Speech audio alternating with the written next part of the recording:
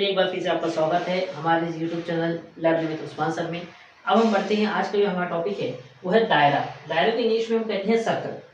अब दायरे के ताल्लुक से हमारे बहुत सारे कंसेप्ट हैं जो कन्फ्यूजन का शिकार होते हैं हम, तो उसको हम तर्तीबवार इत्मीनान बख्श तरीके से देखेंगे। सबसे पहले हम देखते हैं, हमें पॉइंट दे चुके हैं ये नुक्ता क्या होता है। अगर हम यहाँ पर एक सर्कल बनाते हैं और ये दरमियान में एक नुक्ता लेते हैं तो ये क्या है, ये नुक्ता है, ये हम जानते हैं। और साथ ही साथ इस दायरे के दरमियान में इसके हम कहेंगे दायरे का क्या है, ये मरकज़ है। और अंग्रेजी में इसे हम कहते हैं सेंटर। ये बात आप बखूबी जानते हैं कि दायरे का एक मरकज़ होता है। अब हम आगे बढ़ते हैं। अगर हम इसी मरकज़ से एक खत खींचे, हमने खत किस जानिब खींचा, दाएं जानिब या बाएं जानिब, हम दोनों में से किसी भी जानिब एक खत को खींच सकते हैं। अब जब यहाँ पर ये दायरे इस तरीके से बना हुआ है, ये उसका दायरे का मरकज़ है। मरकज़ को हम किसी भी अंग्रेजी हर्फ पी क्यू किसी से भी नाम दे सकते हैं। हम अक्सर इसको पी नाम ही देते हैं। तो दायरे का मरकज़ पी है। अब पी से हमने दायरे के अहाते पर, जो दायरे का बाहर का हिस्सा है, वहाँ पर एक खत खींचा। अब ये जो हिस्सा होगा इसे हम कहेंगे निस्फ कुत्र।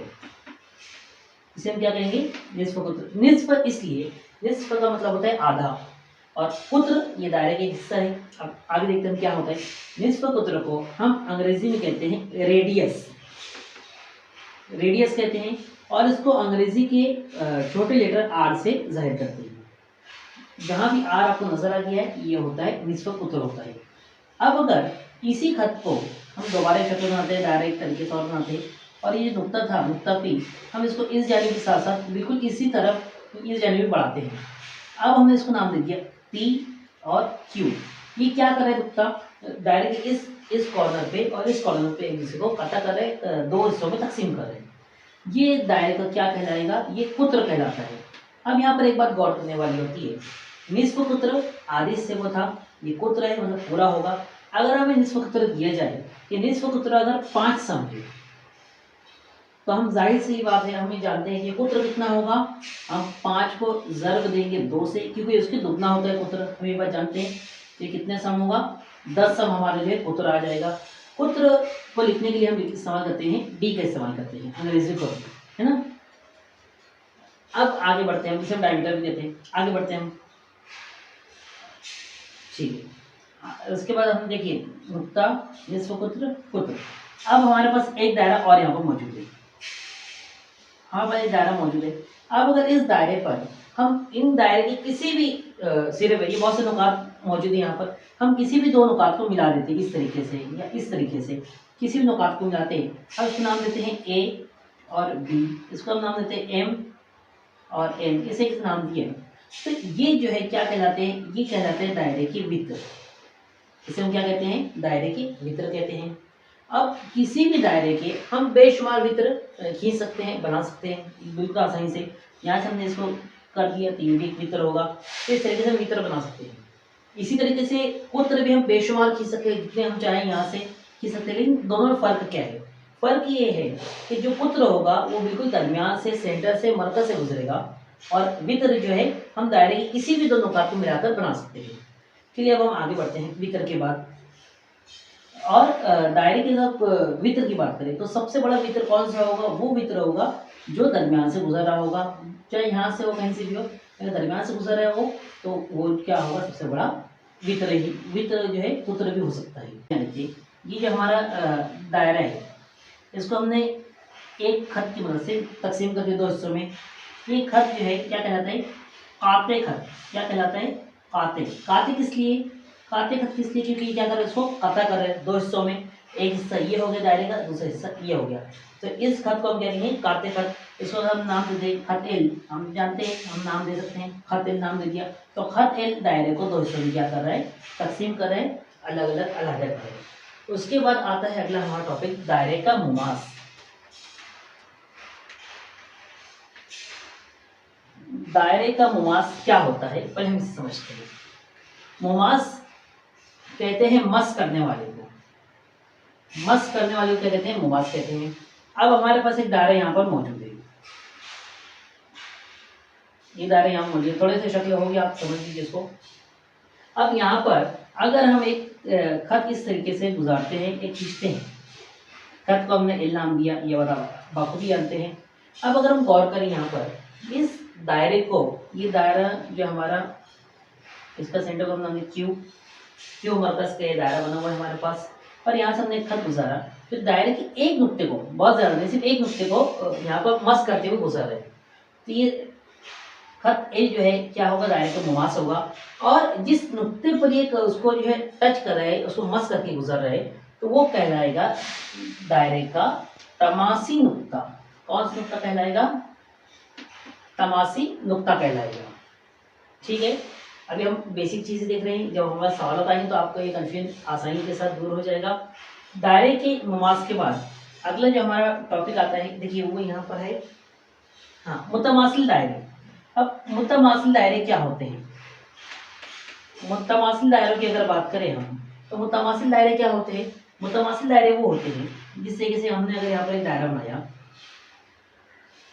और इसका जो निस्फ कुत्र है वो अगर 5 सम है, यानी छोटा है, हम समझ लेंगे 5 सम है, और सेम 5 सम का हमने फासला लिया और एक दायरा बनाया, 5 सम का फासला लेकर हमने दायरा बनाया, तो ये दायरे की जितना निस्फ कुत्र होगा, जाहिर सी बात दायरा पूरा उस तरीके से बनेगा। जब दो दायरे बिल्कुल एक जैसे होते हैं, एक ही निस्फ कुत्र के होते हैं, वो कहलाते हैं मुतमासिल दायरे। इतनी बात आपको समझ में आ गई होगी।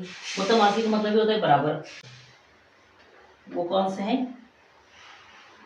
मुमासी दायरे। अब देखिए मुमास का मतलब हम देख लिया कि मस करने वाले, तो मुमासी दायरे कौन से होंगे? जो एक दूसरे को मस करते होंगे एक नुक्ते से। किस तरीके से? अगर हमने एक दायरे यहाँ पे इस तरीके से बना लिए है ना, अब यहाँ पर दायरे का कोई भी नुक्ता है और इसी नुक्ते से दूसरा दायरा अगर हम बनाते हैं, बिल्कुल हूबहू दायरे की जैसा हमारी छोटी या बड़ी हो सकती है, लेकिन इनका जो एक नुक्ता दरमियान में है जो एक दूसरे को मस कर रहे हैं, यानी क्या करें, मुमास से उनके, ये नुक्ता कहलाएगा तमासी नुक्ता, ये तमासी नुक्ता कहलाएगा, और एक ये दायरे एक दूसरे की कैसे कहलाएंगे? ये दायरे होंगे मुमासी दायरे, यानी कि एक दूसरे को मस करने वाले दायरे। अब देखिए एक चीज यहाँ पर हम देखते हैं, जब हमारे पास जाब्ते की बात करते हैं हम, तो यहाँ पर कुछ जाब्ते में दिए हुए होते हैं। एक फॉर्मूला है दायरे की अहाते को, अहाता मतलब क्या होता है? ये पूरा जो हिस्सा है अगर हम इसे काउंट करें तो ये अहाता होता है, लेकिन हम दायरे का अहाता नहीं कहते। दायरे की एक बात आती है तो हम लफ्ज़ इस्तेमाल करते हैं मुहित, मुहित का इस्तेमाल करते हैं लफ्ज़ का, और मुहित को अंग्रेजी के लफ्ज़ सी से जाहिर करते हैं। सी क्या होता है? इनका मुहित होगा। उसके अलावा हम इस्तेमाल करते हैं अक्सर पाई का इस्तेमाल करते हैं, तो पाई की कीमत हम 22/7 या 3.14 3.14 इसको हम इस्तेमाल करते हैं। तीसरी चीज़ जो है, अब अगर हमें दायरे का निस्फ कुत्र दिया जाए या कुत्र दिया जाए, तो निस्फ कुत्र के लिए हम इस्तेमाल करते हैं आर, और कुत्र के लिए हम इस्तेमाल करते हैं डी। ये दायरे का कुत्र होगा और ये होगा निस्फ कुत्र। जब आपको इतनी चीज़ समझ में आ जाएगी, तो जब आपको सवाल दी जाएगी कि दायरे का कुत्र दिया जाए या निस्फ कुत्र दिया जाए, तो आप आसानी से इसको मालूम कर सकते हैं, और हम हमारे फॉर्मूले के मुताबिक इसको रख कर हमारी कितनी भी तरह मिसालें उसको हल कर सकते हैं। बस ये हमारी बेसिक जो चीज़ थी वो ये थी कि सेंटर को हम कहते हैं नुक्ता, ये मरकज़ होता है दायरे का। निस्फ कुत्र क्या होता है? मरकज़ से शुरू होकर दायरे के एक सिरे पर खत्म होता है, अहाते पर खत्म होता है बाहर हिस्से पर। फिर कुत्र क्या होता है? दायरे के दरमियान से गुजरने वाला खत ही कुत्र कहलाता है। ये सबसे बड़ा कुत्र वित्र भी होता है। या बात करें सबसे बड़ा वित्र कौन सा होता है, तो दायरे का जो कुत्र होता है वो सबसे बड़ा वित्र भी होता है, और बेशुमार हम कुत्र खींच सकते हैं। इसी तरह वित्र भी हम बेशुमार खींच सकते हैं, लेकिन जरूरी नहीं है कि जो वित्र हो वो दायरे का कुत्र भी हो, ये जरूरी नहीं होता। उसके अलावा काटे खत क्या होता है? एक दायरे को अगर हम एक खत से कट करें, काटे तकसीम करते हैं जो दो हिस्सों में, वो काटे खत कहलाता है। उसके बाद हमने देखा दायरे का मुमास क्या होता है? मुमास ये होता है, मुमास का मतलब ये मस करने वाला। अगर ये खत एल है, ये दायरे को किसी भी एक नुक्ते पर उसको मस कर रहा है, तो क्या उसका मुमास होगा, और ये नुक्ता जिस नुक्ते से इसको छू रहा है या टच हो रहा है, मस कर रहा है, वो कहता है तमासी नुक्ता कहलाएगा। उसके बाद आते हैं मुतमासिल दायरे। मुतमासिल दायरे क्या होते हैं? जिनके निस्फ कुत्र मसावी होंगे, तो वो दायरे क्या होंगे? एक दूसरे के मुतमासिल होंगे। उसके बाद आते हैं दूसरे मुमासी दायरे क्या होते हैं?